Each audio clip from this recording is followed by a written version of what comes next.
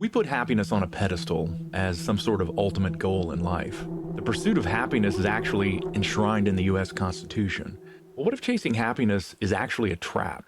The thing is, happiness comes and goes, so we need to ask ourselves whether there's something deeper and more meaningful to aim for. So today we're asking the question about the pursuit of happiness. Is it a bad idea or a worthy goal?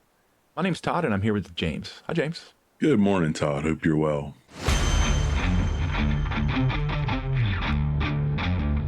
Let's start with a story about King Solomon. He lived about 3,000 years ago, and he became king of Israel after his father, King David, died. And the interesting thing here is he was maybe 24 years old at the time, so he was very young. Solomon, he was very pious. He loved God and he worshiped him. So God appeared to Solomon in a dream one night, and he said, "Hey, Solomon, ask what you want from me." And out of humility, Solomon came back with this. He said, "Look, you've made me king, although I'm just a little child. Give me an understanding mind to govern your people that I may discern between good and evil." And that actually pleased God. And he said, "Look, because you asked this and did not ask for riches or long life, I'm going to give you that wise and discerning mind so that nobody like you has been before you and nobody after is going to be like you. I'm going to give you what you asked for, but I'm also going to give you riches and honor. So no other king is going to be able to compare with you." Wow. Yeah. So that's not what I would expect a 24-year-old to ask for himself. Nope. Yeah. If God were to appear to me and ask that question, I'd be like, "Yeah, God," I'd put on a pious face and go, "God, make me rich so I can do good things for other people." I, I always couch my greed in charitable terms to make it feel better. So, but Solomon, it's interesting that he's only 24 and he was already wise beyond his years because of his ask of God. Now, Solomon, he did become a wise man, and his gift of wisdom was legendary. He became a prolific writer, a poet, and a scientist. He ended up writing over 3,000 proverbs and 1,000 songs. He produced scientific manuals. He spent time describing nature, plants, and animals. So he became known as the wisest man on earth. Now, hearing the stories, there was a queen at the time, the Queen of Sheba. She had heard the legend of Solomon, so she paid him a visit. Now, she was a ruler in what is modern-day Yemen. She was very wealthy, worth about $1 billion in today's dollars, and she visited Jerusalem to see for herself. And the scene was just too much for her to take in. And the story says that her breath was just taken away. And she said, "Look, I heard in my own land of your words and your wisdom, so I came to see for myself, but they didn't even tell me the half of it. And your people are happy." Yeah. It's very interesting. More often than not, today's state's officials' visits to other countries are like a non-event. Right. And this state of visit, it was a colossal event. So he was very wise, but Solomon's wealth was also legendary. I mean, he had massive revenue streams coming in. There was just the incoming of gold that he amassed. It was like 50,000 pounds of gold per year. So that's like $2.3 billion of gold coming in. They also collected tribute and taxes from countries that Israel ruled. So Solomon's wealth was so immense that silver was just regarded as gravel, just common as stones. And if we want to compare Solomon's wealth to the world's richest people, there is a Forbes list of richest people out there, and Elon Musk is at the top. He's worth $442 billion. But King Solomon's net worth in today's dollars, $2.1 trillion. So that's about 5 times the wealth of Elon Musk. Wow. Yeah. I can't fathom that. That's such immense wealth. Yes. Now, Solomon, this is the classic story of the most talented human being who achieved more success than anyone in human history. And we'll hear more about Solomon as we go. But today we're discussing topics from a book called The Happiness Hypothesis by Jonathan Haidt. If you'd like to pick up a copy of the book, check out the link in the episode description. As an Amazon partner, our podcast earns from qualified purchases at no extra cost to you. So help us pay the bills if you'd like to pick up a copy of the book. Yep, we'd appreciate that. The burning question is whether his success brought Solomon joy and satisfaction in life. The very first lesson we can take from King Solomon is this: external fulfillment, it's an illusion. So Solomon's reflections on his own life as an older man, they're very helpful for us today. In the book of Ecclesiastes, here are his words. I mean, he spent time in his life pursuing any and all avenues of success and happiness. He pursued power first and foremost. He said, look, I'm a preacher and I've been king over Israel. And when it comes to wisdom, he said, look, I applied my heart to know wisdom and to know madness and folly. But with power and wisdom, he just concluded this. He said, look, if you got a lot of wisdom, it deprives you of peace and tranquility. With increased knowledge comes increased sorrow. Yeah, and that, I just want to add here, that rings so true with me today. It's like I gave up news a few weeks ago, and I feel so much better for it. Oh, right. I can't watch the news, man. So he pursued that, man, power and wisdom. And at the end of his life, he's just like, hey, it just robbed me of my peace.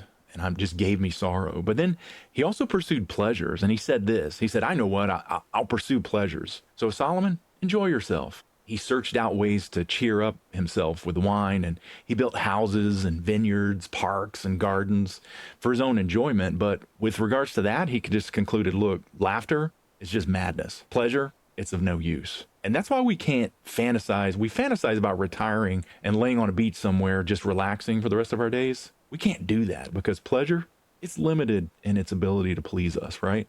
So then he threw himself into work and he said, look, I considered all the work I'd done and all the toil I expended doing it.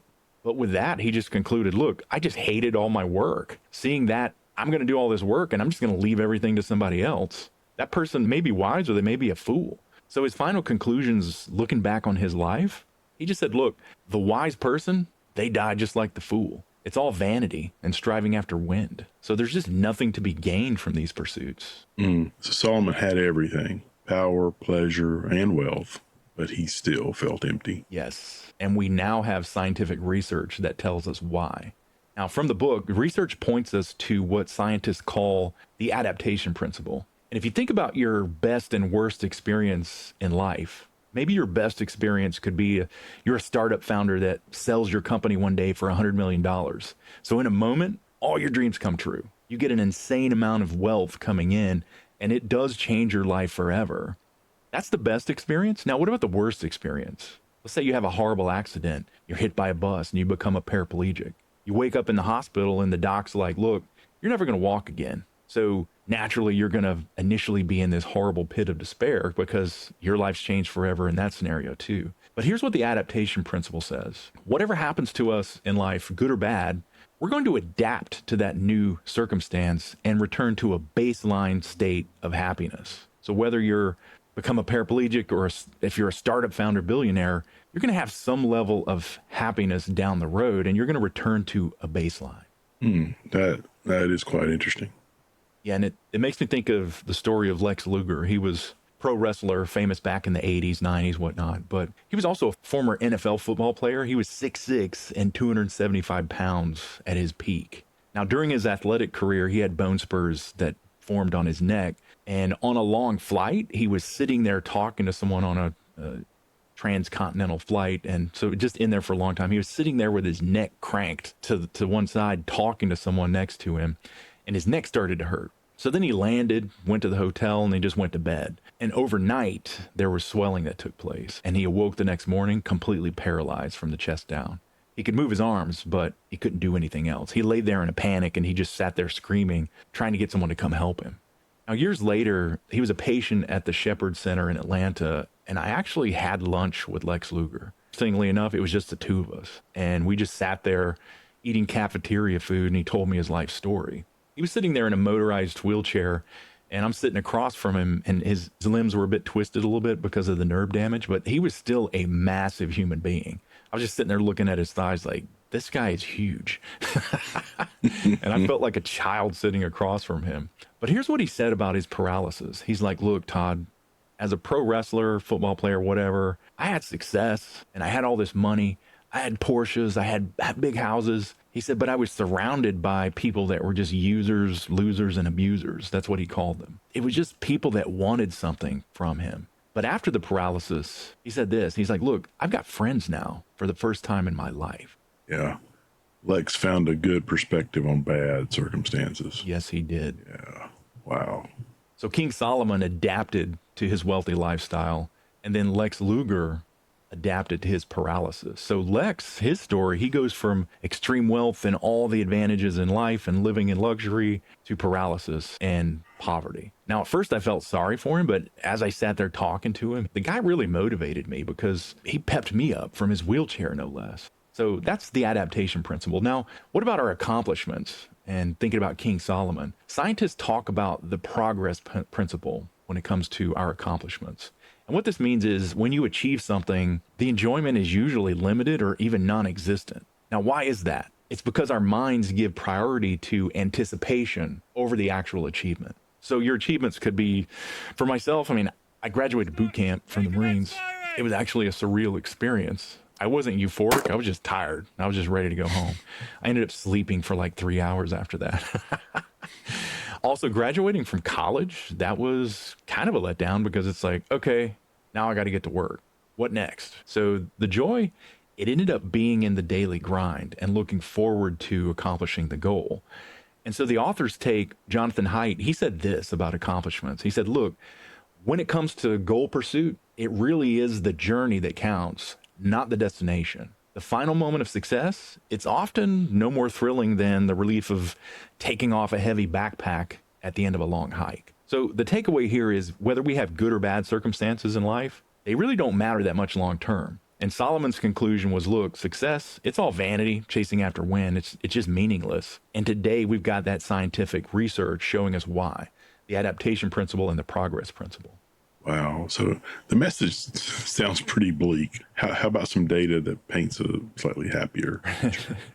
Right. Yeah. If we stop there, I could easily turn into a nihilist thinking that nothing matters. So why bother? And then the words of the Dave Matthews song, eat, drink, and be merry because tomorrow we die. We don't stop there, though. Here's some good news. There is an actual scientific formula for happiness. But let's start by defining what we mean by happiness. Looking at the word happiness, we're talking about a feeling or some state of well-being and contentment. You could also say satisfaction in life or even joy. And there's a book called Authentic Happiness written by a fellow named Martin Seligman. And he actually came up with a formula for happiness. And it goes like this: H equals S plus C plus V. So our happiness, here's the formula. S, that's our biological set point. This means we have a genetic predisposition towards happiness or unhappiness. This is the part of us that we cannot change. And that's why some people you encounter, they're kind of miserable to be around. Maybe they're sorry, sad sacks, but others seem happy and bubbly, and they can be annoying too. But that's our genetic predisposition. And you know what? In the formula, that accounts for 50% of our happiness state. So that's the S part. So the C in the equation, that's our circumstances. These are life circumstances where external factors contribute to our happiness. And the interesting part here is they only account for about 10% of our baseline happiness level. And now the V, H equals S plus C plus V. The V, that is our voluntary action. These are activities that are within our control, and they account for 40% of our happiness. Biological set point, out of our control, just part of our personality. It puts us somewhere on a spectrum of positive or negative outlook. Circumstances, they have the least influence, but voluntary actions, they put us in a better place on the happiness scale. Interesting. Yeah. I would have thought circumstances would have had a much larger influence on that. Same for me. And the book does cover circumstances along with things you can do to improve your situation. Now, we don't have enough time to dig into that subject, but the book is packed with tons of info, so I highly recommend it. So this is a good reminder that your own state of mind is your own responsibility. Yes, I totally agree. And we do have a responsibility here, even if it means getting help from others. And let's dig more into that subject. Let's talk about the voluntary actions that bring us joy. Now, there's power in that V component of the happiness equation, but the author gives a warning. He's like, look, not all actions are beneficial. So if you're out there chasing knowledge, wealth, power, and pleasures, those are not necessarily beneficial. Sex and food, they're good, but too much of it can leave us feeling disgusted with ourselves. And also conspicuous consumption. If we're going out and buying a Lambo and things like that, we're prioritizing things over people. That's not beneficial. And also pursuing these wrong activities, that can lead to mental and physical health issues. So just be aware of that. So let's talk about the beneficial actions as part of that V component of the happiness equation. Let's start with the benefits of internal mental work. Now, you can start out your day doing breathing exercises that calm your mind. In the middle of the day, when you're stressed, you can spend 5 minutes doing box breathing exercises. We won't get into that today, though, but doing breathing exercises that calm your heart rate and get you just at peace. There's also daily meditative practices that can help you see beyond immediate stressors. And then doing things like gratitude journaling, we talked about in the past, and also cognitive reframing. Now, that's a psychological technique that you can use to identify your negative view of life situations, your negative view of your experiences, negative view of events and ideas. You have to identify this is a pretty negative view, and then you follow a process to challenge your perspective on that issue, and that's how you change it. And doing cognitive reframing is one method that we can use to rewire the neural network inside of our heads. That's a beneficial activity. So that's internal mental work. Now, what about inconspicuous spending? The author talked about this. He said, you should spend money on experiences rather than things. Experiences, they're shared with others and they help create connection. So stop trying to keep up with the Joneses by buying expensive toys and spend your money on family time, vacations, and other activities that bond you with other people. That's why money is not evil in and of itself. Right. It's how we view money that matters and how we're using it that really matters. Now, the author also talked about the benefits of getting into what he called a flow state. So that's a state of total immersion in a hard task that matches up quite well to our skills and abilities. Now, many people enjoy this state more than sensual pleasures, and some people call it being in the zone, but the psychologists have settled on the term flow. And when you're in a flow state, it just feels like effortless movement. Flow happens and you just go with it. Now, getting more details on this, it often occurs with physical activity, things like skiing, driving a fast car, team sports, stuff like that. It's also aided by the actions of other people around you. So if you're singing in a choir, I don't know if you've ever done that, but singing in a choir in harmony with others around you, you can reach a flow state and it just feels so good. Dancing, reaching a flow state with your dance partner, or simply getting into a deep conversation. So these are actions of others around you that help you get into a flow state. Now, there's also solo activities in a creative sense that you can pursue that help you get to flow state. So if you're an artist, maybe you're painting a picture, or maybe you're writing, or even a photographer. So these creative activities, you can get yourself into a flow state where it just feels effortless and you're accomplishing things. Then it comes to spiritual matters. This is where we're studying to transform the mind. You're spending time in meditation or prayer on maybe the tenets of your faith. You also want to spend time trying to align behaviors with beliefs. Nobody wants to be a hypocrite.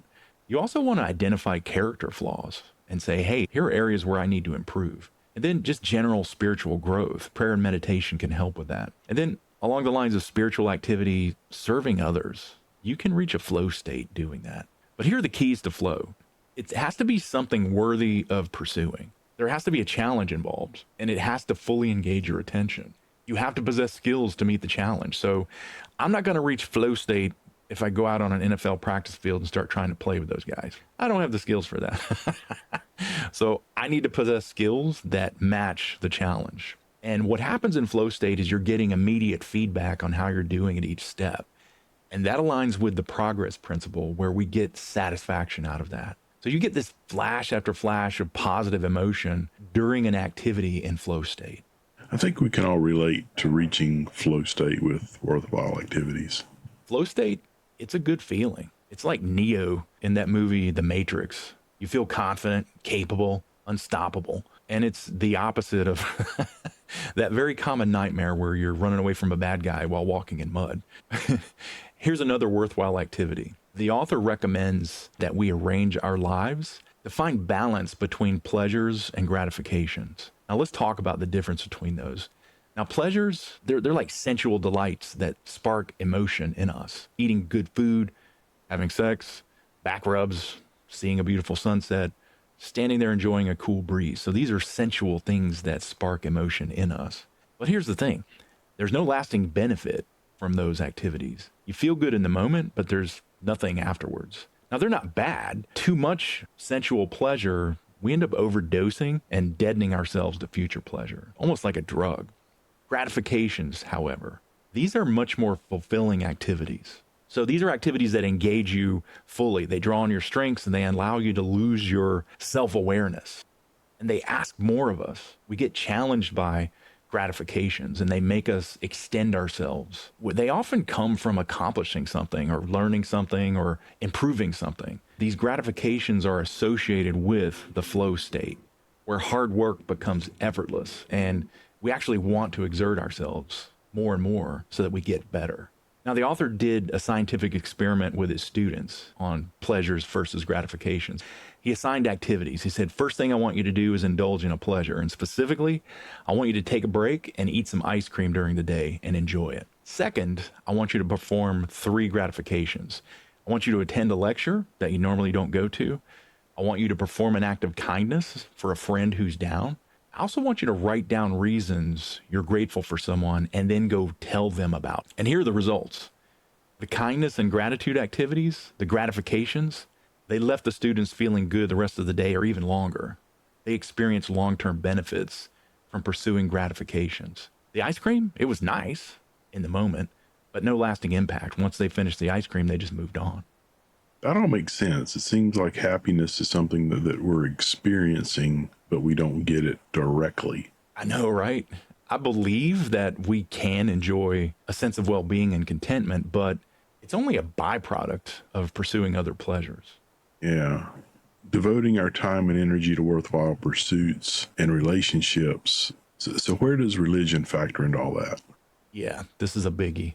So in his research for happiness hypothesis, Jonathan Haidt, he studied the life of Buddha. And he initially thought that Buddha would provide us the best example of how to live our lives. But he was surprised. Now, he was taken in and he was allured by the teachings on the futility of striving. That sounds good. And thinking about the promise of inner tranquility from reaching enlightenment, that was great. But he discovered something. He began to think Buddhism might be based on an overreaction or maybe even an error. Interesting, an overreaction. So what does that mean? He went into the life of Buddha. So who was Buddha? He was born Siddhartha Gautama. Hope I'm not butchering the pronunciation, but he was born a king in northern India. And his dad had heard some prophecy somewhere that his son would turn his back on the kingdom. So his dad ended up lavishing him with sensual pleasures because he wanted to prevent him from seeing anything that might be disturbing. So Siddhartha ended up being married to a beautiful princess and he was surrounded by a harem of women, but he grew bored with it all. Now that's the adaptation principle in practice. He was just accustomed to it. It was there, the luxury, the women, and he became curious about the outside world. So he ended up taking a chariot ride over 3 days. So day 1, he was going out on a chariot ride and the dad, the king, he ordered all the sick and crippled people to be taken inside because he didn't want his son to see them. But despite his best efforts, they encountered an old man along the way. And Siddhartha saw him and he says, okay, well, what's going on with this dude? What's wrong with him? And that's where the driver explained what was going on. And he discovered that we all grow old. It was a pretty shocking experience for him. And so he retreated back into the palace. Then on day 2, he went on another ride and he saw his first sick man, someone whose body was contorted by disease. So he asked, well, what's going on with that person? And the driver explained that, well, people get sick. That's what happens. So shocked, he returned back to the palace. And then on day 3, he saw his first corpse. And he told the driver, he's like, look, I'm done. He found out that we die. And so he's like, look, let's turn around and go back to the palace. And he said this is no time for pleasure excursions. So he ended up going back to the palace. He left his wife, he left the harem, and he left his future as the king. And he just went off into the forest and began his journey to enlightenment. And he reached that state. And here's what he taught after reaching enlightenment. He said, life is suffering, and the only way to escape suffering is by breaking attachments that bind us to pleasure, achievement, reputation, and life. Interesting. So basically just an acceptance that life is suffering. Right. But then Jonathan Haidt asks a very profound question in the book. He said this, what would have happened if the young prince Siddhartha had actually descended from his gilded chariot and talked to the people he assumed were so miserable? What if he actually talked to the poor, the elderly, the crippled, and the sick? Now, Buddha just assumed they were all so miserable. And there's actually a psychologist named Robert Moss Diener. He actually researched those people that are less fortunate, and he did a study on sex workers in the slums of Calcutta. Now, in India, prostitution is legal. It's just regarded as a necessary evil. Some people have to resort to that. Now, we're talking about extremely poor people in the lower caste who have no other choice. Now, they live in squalor, but here's what Robert discovered. They have close friends that they spend a lot of time with. Interestingly enough, most of the prostitutes stay in touch with their family, and their families know what their employment is. And in surveys, they actually reported being more satisfied with their lives than dissatisfied. So the psychologist's conclusions were this: look, poor people in Calcutta, they don't lead lives that we would envy, but they do lead meaningful lives because they're capitalizing on non-material resources available to them, and they do find satisfaction. So Jonathan Haidt's conclusion is Buddha, he might have pitied them, but their lives are actually much better from the inside than what we see from the outside. Now, here's a disclaimer. I'm not saying that prostitution is okay. It's a horrible situation and it exploits people. But the point I'm making here is that religious people often look down on the less fortunate and make assumptions about them. Yes, with religion, we often forget about relationships and intangibles that bring meaning to our lives. Yes, the relationships, the connections, meaningful pursuits, they actually help us experience joy, even in bad circumstances. What are our takeaways here? Now, the ancient philosophers, they taught that happiness can only be found within. We have to break attachments to external things, and we have to cultivate an attitude of acceptance. But a philosopher named Robert Solomon, he actually disagreed with the Eastern philosophy of non-attachment. And this is the interesting part for me. He said non-attachment is actually an affront to human nature. And why is that? He pointed to reflection and emotional indifference of the Greek and Roman philosophers and this calm, non-striving for anything that was advocated by Buddha. And he concluded that those philosophies, they identify lives that are just destined to avoid passion. And he said, look, a life without passion, it's not human life. And we have to come back and realize that, look, while attachments do bring pain, they also bring our greatest joys. Taking it back to Solomon's final analysis, pursuing happiness, it's like trying to catch the wind. You can't do it. We should strive for accomplishments and enjoy them for sure. But more importantly, we should be passionate about our attachment to God and the people around us. So the key word here is relationships. And I think that is where religion, whether it's Christianity, any religion, we have a tendency to forget about the relationships, the things that actually bring meaningful existence. So ask yourself, what worthy purpose can you dedicate yourself to? Now, I invite you to check out the links in the description. If you want to pick up the books we cover on the podcast, they'll be there. We're an Amazon partner, so we do earn from these purchases at no extra cost to you. So thanks so much for joining. And James, enjoyed the chat, man. Yeah, very, very insightful. Appreciate it. Thanks for our listeners. We look forward to seeing y'all next time. Have a great day.